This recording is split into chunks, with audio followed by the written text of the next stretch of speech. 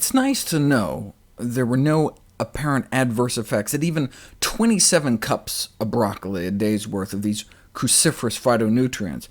But there has to be some point at which it becomes toxic, and indeed there is. Some researchers in Italy tried to push the envelope.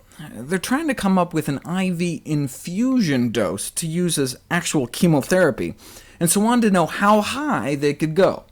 And yes, there was a level at which you can cause DNA damage at the equivalent of about 100 cups of broccoli a day, or actually just 4 cups of broccoli sprouts.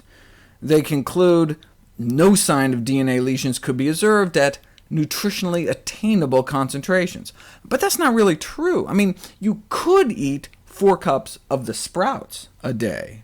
See, they don't know health nuts like I know some health nuts.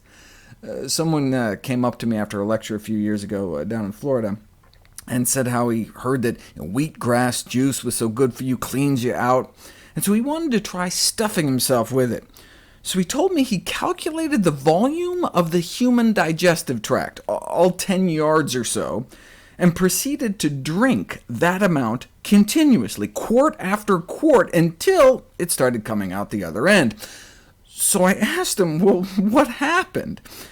And he looked up at me with an expression I can only describe as rapture, and, no joke, said, "It was volcanic."